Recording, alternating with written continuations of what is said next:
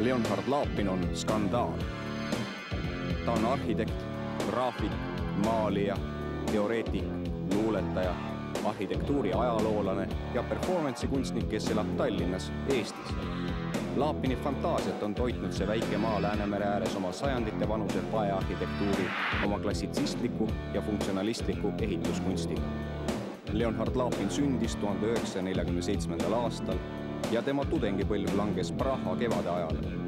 Nõukogude Liidus ja okupeeritud Balti riikides olid need läänemaailmale korraks avanenud 60. aastad, mil Eestis võidi ametlikult avaldada Sartrit, Camus, Kafkat, Hesset, Becketit. See oli ühtlasi aeg, mil ajakirjade kaudu jõudis päralinformatsioon sürrealismist, popkunstist, kontseptualismist, minimalismist ja happeningidest.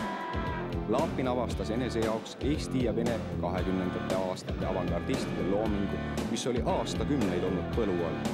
Iga uus kunstilaad, iga uus mõtteviis erutas tollast noort põlvkonda, kel tuli omal nahal läbi mängida kõik uus peibutav, et leida sealt enesele kuuluv. Laapini sünteetiline mõtlejaloomus jõudis tulemuseni, mis lubab tema loomingut vaadelda ühe originaalsema avaldusena Eesti arhitektuuris ja kujutavas kunstis, kusjuures eriline roll on tal uute ideede, teooriate ja kontseptsioonide propageerija.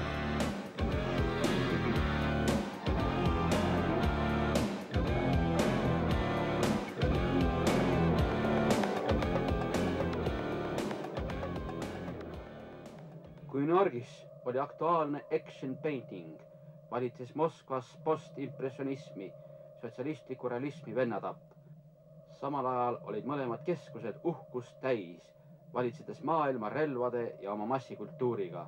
Meie jäime oma soome-ugri keskustes viina, kargasime rahvatantsu taktis, viljelesime tangot ja tšatšat. Kui Pariisis möllasid tada ja surrealism, häbenes meil prantslasest väikekodanlikum naine end mehe ees paljaks võtta. Kui Aalto projekteeris oma hiidklaverit Finlandia talo, kusi arhitekt Rebane Tallinnas kontori aknast oma ülemusele pähe. Enne, kui Eestis glasnost pihta hakkas, olin end korduvalt riidest lahti koorinud. Veel 1984. aastal kõrvaldasid riigi julgeoleku asjatundjad minu näituselt autoportree Veenusena. Ma olin riigisaladus nagu Buhharin. Stalinistlik elu on täis saladusi, mille paljastamine kuulutatakse pornograafiaks.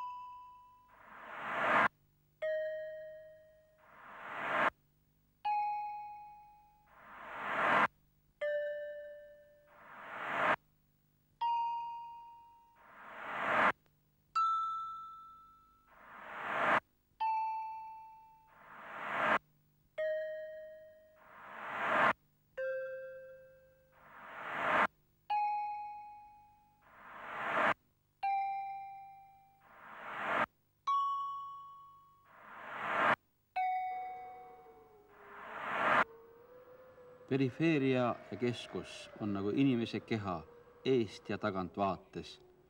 Eespool on nägu, rinnad, kõht, munn ja varbad, tagapool kukal, selg, tagumik ja kannad. Mida teeb tagumik, kui erutatud munnist purskab seemet? Mida teeb nina, kui NKVD kuul tungib kuklasse? Mida teeb kumbki pool, kui kõrvus vilistab tuul?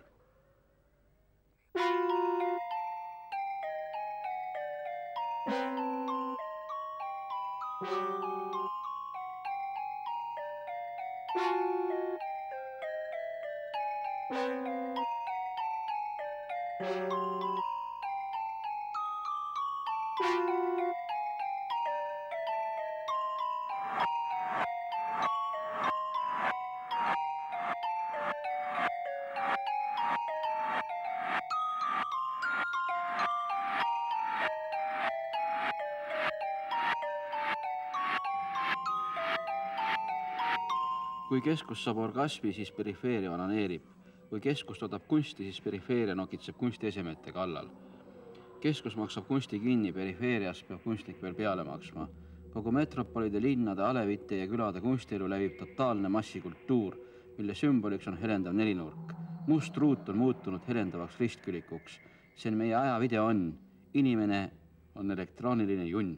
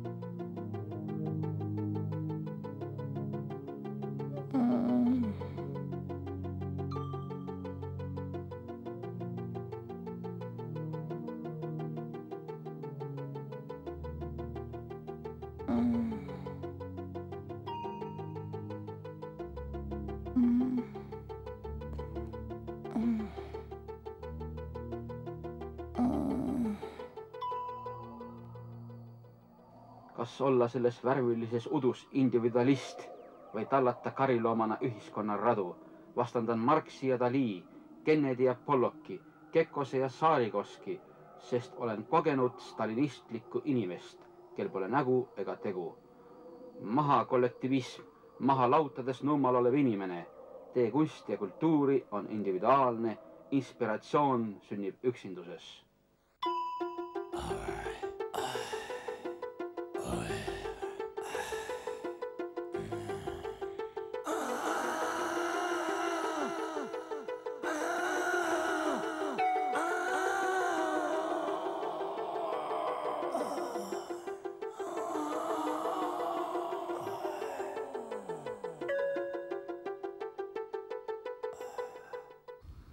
Leonard Laapin puhuu tyhjyydestä, avaruudesta, ikuisuudesta. Hän on tutkiessaan Malevitsia tullut siihen tulokseen, että ihminen voi saavuttaa fyysistä avaruutta, niin hän siirtyykin ihmisen sisään omaan avaruuteensa.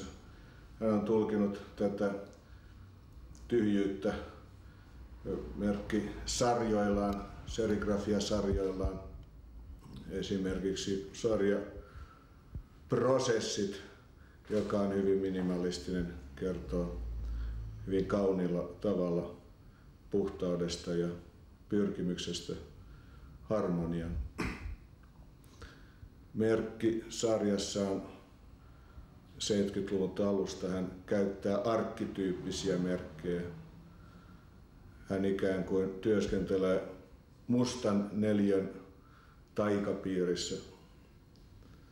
Neliö, ympyrä, risti, tähti ja kolmio on tätä merkkivarastoa, jossa hyvin hienovaraisella graafisella esitystavalla saavutetaan ikään kuin aineettomuus.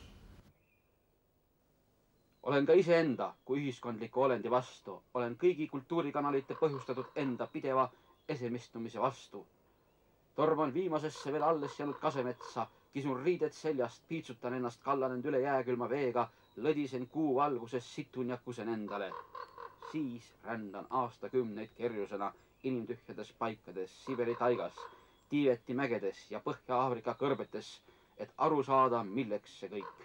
Alles siis, kui olen leidnud vastuse, hakkan võib-olla tegema kunsti, mis tuleb mu sisemusest, minu ja ilmaruumi tühjusest, mitte aga kunsti ja ajaloo käsitluste vahust, sest kunsti alguses ei olnud mitte sõna.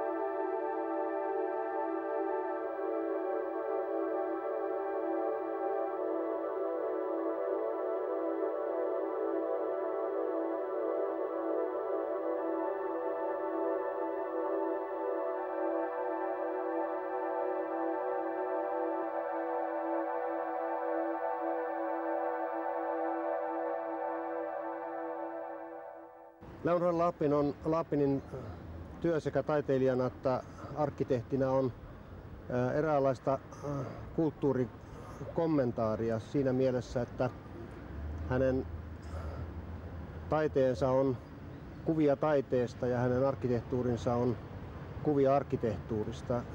Esimerkiksi hänen maalauksissaan Malevichin henkilö ja Malevichin taide, suprematismi on hyvin olennainen viitekehys tai taustatekijä, ja samalla tavalla hänen arkkitehtuurissaan on aineksina milloin keski-eurooppalainen funktionalismi, milloin amerikkalaissävyinen Art Deco tai tämän päivän postmoderni arkkitehtuuri.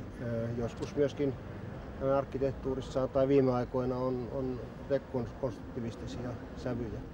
Mä pidän Leonhard Lapinia radikaalina eklektikkona, joka käyttää muiden taiteilijoiden ja modernismin luomia aineksia uudessa yhteydessä ja tuo niihin uuden kerrostuman ja siten uuden sanoman.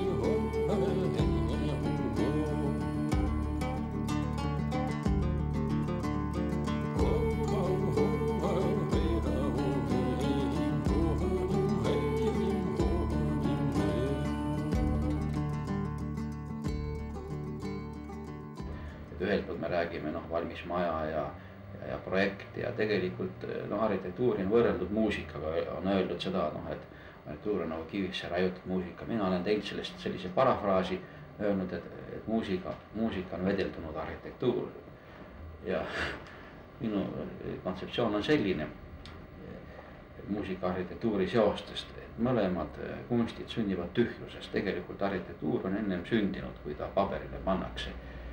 Ja selles mõttes ta on lähedane kompositsioonile, muusikalisele kompositsioonile, sest et kõik see arhitektuuri looming sünnib nagu tühjuses.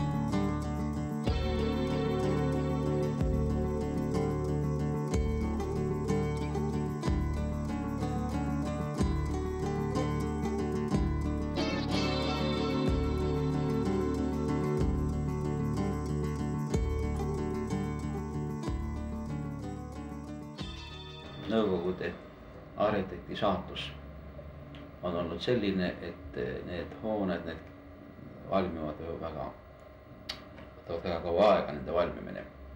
Kuid samas ma ütlen seda, et ma juba lapsest saati nagu olen nautinud rohkem selliseid poolikuid ehitusi, sellepärast et seal on nagu see arhitektuuri printsiibid on palju paremini äratuntavad kui siis, kui hoone on valmis. Valmis hoonete puhul on niimoodi, et nad on kaetud nagu mingisuguse nahaga ja siis nad muutuvad selliseks nagu nahaga kaetud kestateks, pakenditeks.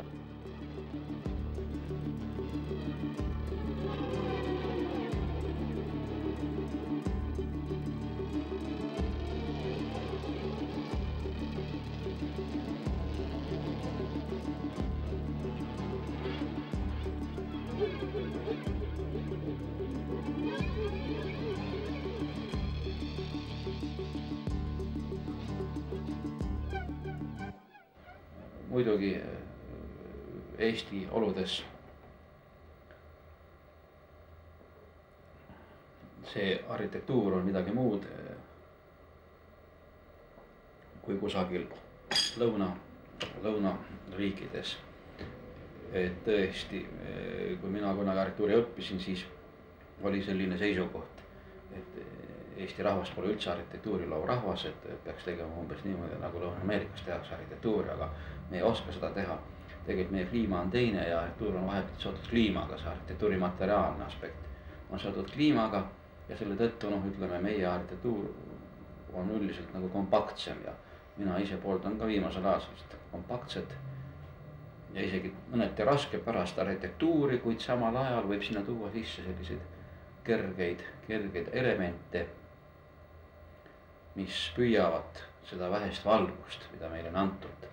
Meie tähendab, selline saatus on see, et meil on väga vähe valgust, meil on väga lühike suvi ja arhitektuuri abil me saame pikendada oma suve, me saame tuua endasse rohkem, oma hoonetesse rohkem valgust, saame nagu, see ongi see kuulus sampo röövimine. Tegelikult arhitektuuri kaudu me röövime nagu sampot, seda maagilist energiat, mida meile on nagu vähe antud, kuid mis on meie päralt, kui me seda oskame kasutada.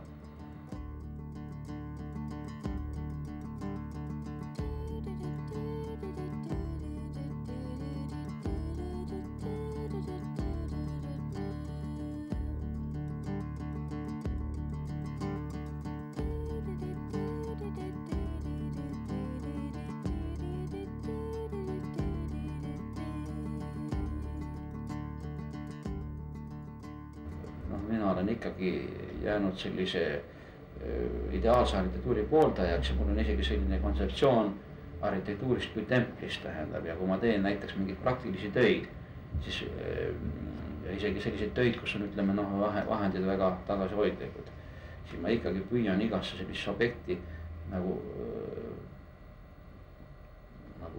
projekteerida ühe sellise vaimse aspekti, see võib olla ainult kas või üks aken.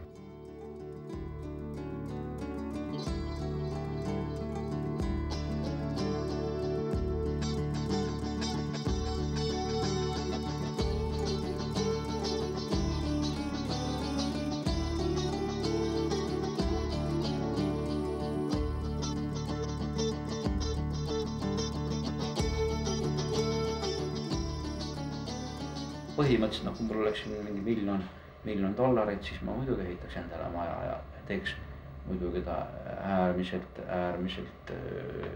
sellise pöörase, sellepärast et vastavalt iseloomule tuleb maja teha ja ma ütleksingi seda, et minul kui arhitektil on just väga huvitav olnud teha erinevatele inimestele, see on nagu arstitöö, sest tegelikult tellijad ju paljastavad arhitektile oma igasuguseid kalduvusi ja oma ka ma ütleksin selliseid äärmusi nagu arstilegi. See on minu töös olnud üks kõige huvitavam aspekt, et ma olen suhelnud väga paljude erinevate inimestega ja ma olen ikkagi püüdnud alati nagu tellija soovil tulla vastu, ma olen ainult teda arhitektooniliselt võimendanud selles mõttes, et andnud sellele ideele, mis on pinnaline nagu ruumilise sellise vormi.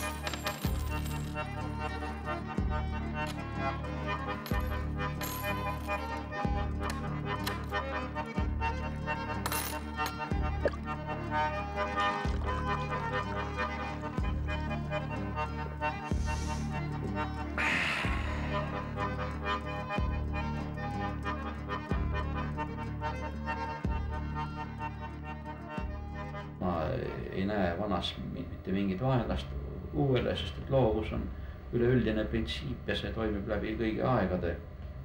Lihtsalt küsimus on selles, et ma püüan lisada midagi veel juurde sellele, mis on tehtud, sellepärast, et iga ajast on, kui ta on õnnelik ajast, on lisanud ühesõnaga, ütleme, maailma kultuuri midagi juurde. Kas õnnestub või õnnestuda, ma ei tea, kuid püüdlus on ühesõnaga, aga ma ei taha ennast lahti rebida sellest möödunust.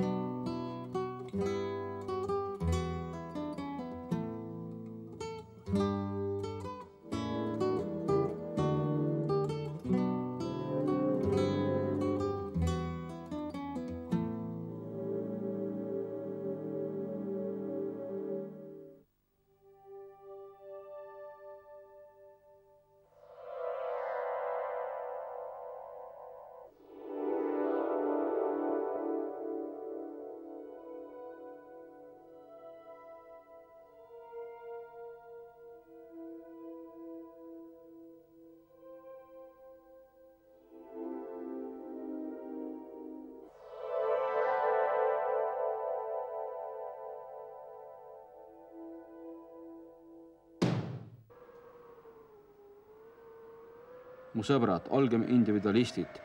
Ühiskondlikud olendid võite te olla ainult inimest armastades. Ka füüsiline armastus muudab meid ühiskondlikeks. Mehena naise sisemust vallutades tunnen end parteina, kes on valimisvõitu saavutamas. Ma olen 4 pea ja 8 jalaga loom. Ma olen 18 auga maja. Kunst tähendab armastusest loobumist, absoluutset sõltumatust. Kunst on Jumal. Niiviisi mässates, ägestudes, hävitades, armastades, luues ja juues olen ma ehk natsionalist või koguni internatsionalist. Ent luues vaikib minu emakeel. Mu keel on kehakeel, mu keel on vaimukeel. Ainult mu isikutunnistuses on kirjas minu rahvus ja seegi mitte emakeeles.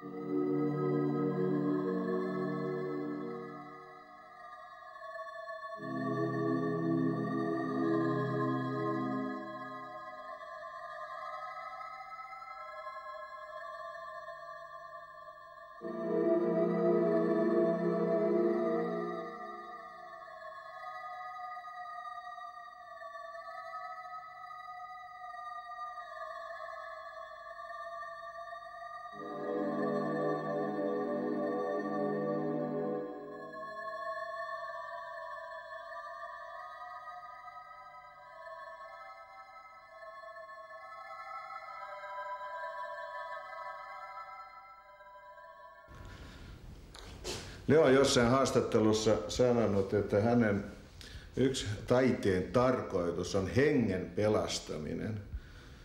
Itse asiassa Picasson kitara, joka tässä on, ei välttämättä kerro, jos voi sanoa, dekonstruktion estetiikasta, mutta se on kaunis osoitus siitä, kuinka hienosti taidehistorian viittaus liittyy Leon omaan tuotantoon. Lapin on teatavasti väga eksentrinen tyyp ja labiilne inimene ja vahelda teeb päris head nalja ka, kui ta liiga purjus pole. Klubis hiljuti näiteks ta tegi sellise nalja, et ta võttis kellegi väga suure mantli. Ta ise ei ole just kõige pikem ja mantel oli tast üks 4-5 numbrit suurem ja pani selle mantli selga.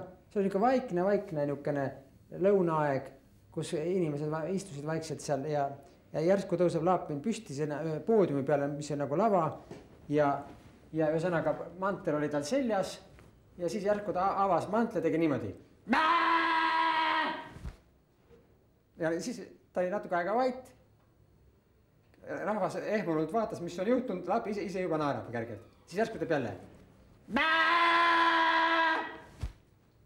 Ja see on üks näide tema niuksest, tema sellistest trikkidest, ütleme niimoodi.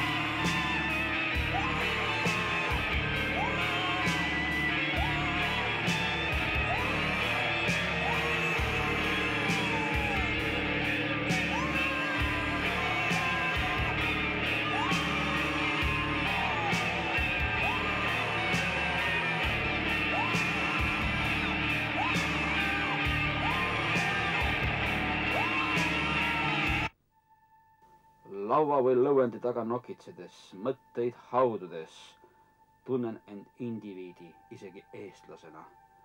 Tajun oma selja taga maha käidud pikka teed, mis tõi mu Kaug-Idast siia maailma lõppu, Läänemere rannale. Ehitasin siia küll veel laeva, et oma rännakut jätkata, kuid edasiliikumisele tegid lõpu jäämäed ja virmaliste lõõm.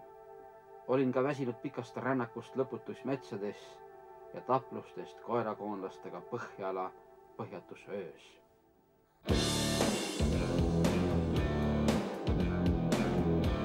Põhjamaisus, keskkondlikkus, geomeetriline kujundiloogika, metafüüsilisus ning ruumi ja vormi probleemid on Laapinile jätkuvalt olulised. Ta on Põhjamaade esimesi postmoderniste. Leonhard Laapini sõnutsi peaks tulevikus jõudma arhitektuuri kui templini, mis aitaks inimest vaimselt kirgastada, ületada ajalist, luua igavikulist.